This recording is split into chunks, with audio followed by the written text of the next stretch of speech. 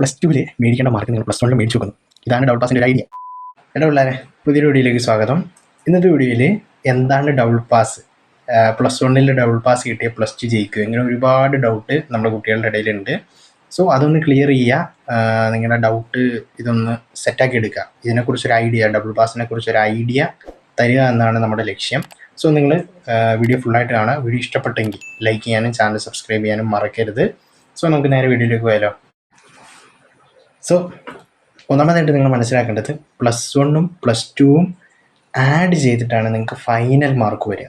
Plus ടുവിൻ്റെ സർട്ടിഫിക്കറ്റിൽ നിങ്ങൾക്ക് രണ്ട് ഇതുണ്ടാകും. പ്ലസ് വണ്ണും പ്ലസ് ടുവിൻ്റെയും മാർക്കും കൂടെ കൂട്ടിയിട്ടായിരിക്കും നിങ്ങൾക്ക് ടോട്ടൽ ആഡ് ചെയ്യുക. ജസ്റ്റ് നിങ്ങൾ മനസ്സിലാക്കാൻ വേണ്ടി പറഞ്ഞാണ്, അതിൽ വലിയ കാര്യമൊന്നുമില്ല. ഓക്കെ, ഇനി നമ്മുടെ കാര്യത്തിലേക്ക് വരാം. നിങ്ങൾക്ക് 80 മാർക്കിൻ്റെ സബ്ജക്റ്റ് ഉണ്ട്, 60 മാർക്കിൻ്റെ സബ്ജക്റ്റ് ഉണ്ട്.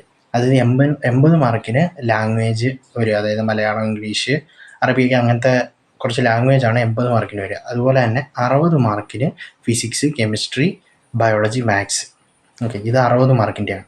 ഓക്കെ, ഇത് നിങ്ങൾ ജസ്റ്റ് ഒന്ന് മനസ്സിലാക്കിയാൽ മതി. റെഡിയാണല്ലോ.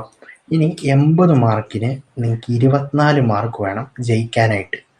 60 മാർക്കിൻ്റെ കേസ് എടുക്കുകയാണെങ്കിൽ നിങ്ങൾക്ക് 18 മാർക്ക് വേണം ജയിക്കാനായിട്ട്. ഓക്കെ, ഈ ഡബിൾ പാസ് എന്ന് പറഞ്ഞാൽ ഒന്നുമില്ലടാ, അതായത് നിങ്ങൾ ജയിക്കുന്നതിൻ്റെ ഇരട്ടി മാർക്ക് പ്ലസ് വണ്ണിൽ മേടിക്കുക. ഇതാണ് double pass. Okay, basic idea ഇതാണ്. അതായത് ഇപ്പോൾ ഇതുണ്ടോ, 24 മാർക്കാണ് ജയിക്കാൻ, അതിൻ്റെ ഇരട്ടിയാണ് 48 മാർക്ക്. 48 മാർക്ക് നിങ്ങൾ പ്ലസ് വണ്ണിൽ മേടിച്ചിട്ടുണ്ടെങ്കിൽ, പ്ലസ് വൺ മെയിൻ എക്സാമിന് മേടിച്ചിട്ടുണ്ടെങ്കിൽ നിങ്ങൾക്ക് ഡബിൾ പാസ് കിട്ടി. ഇനി 48ൻ്റെ മേളിലാണെങ്കിലോ, എന്നാലും നിങ്ങൾ ഡബിൾ പാസ് 49, 50 ഏത് വേണേലും വരാം, 48ൻ്റെ മേളിൽ വരണം. ഓക്കെ, ഇനി 60 മാർക്കിനാണെങ്കിൽ നിങ്ങൾക്ക് 36 മാർക്ക് മേടിക്കണം ഡബിൾ പാസിന്. ഓക്കെ, അത് 37, 38, 40 ആവും, എത്ര വേണേലും ആവും. ഓക്കെ, ഒരു ഐഡിയ കിട്ടിയല്ലോ. ഇനി ഒരു കാര്യം കൂടെ നിങ്ങൾ മനസ്സിലാക്കുക. ഞാൻ പറഞ്ഞു പ്ലസ് വണ്ണും പ്ലസ് ടുവും കൂടെ കൂട്ടിയിട്ടാണ് ഫൈനൽ മാർക്ക് വരിക എന്ന് പറഞ്ഞു. ഓക്കെ, ഇനി നിങ്ങളെങ്ങാനും പ്ലസ് വണ്ണിൽ 18 മാർക്കേ മേടിച്ചുള്ളൂ. ഓക്കെ, 18 മാർക്ക് നിങ്ങൾക്ക് 60 മാർക്കിൻ്റെ സബ്ജക്റ്റിൽ നിങ്ങൾക്ക് 18 കിട്ടിയുള്ളൂ എന്ന് നോക്കുക. ഓക്കെ, നിങ്ങൾ പ്ലസ് ടുവിലും 18 മേടിച്ചാൽ മതി. ഓക്കെ, അതായത് പ്ലസ് വണ്ണും പ്ലസ് ടുവും കൂട്ടുമ്പോൾ നിങ്ങൾക്ക് 36 വരണം. ഓക്കെ, 60 മാർക്കിൻ്റെയിൽ 36 മാർക്ക് കിട്ടിയാലേ നിങ്ങൾ ജയിക്കുകയുള്ളൂ. ഓക്കെ, രണ്ടും കൂടെ കൂട്ടുമ്പോൾ 36 വരണം. ഇനി നിങ്ങൾക്ക് വേണമെങ്കിൽ ഇവിടെ 17ഉം ഇവിടെ 19 മേടിക്കാം, എങ്ങനെ വേണമെങ്കിലും മേടിക്കാം. നിങ്ങൾക്ക് രണ്ടും കൂടെ കൂട്ടുമ്പോൾ 36 കിട്ടണം.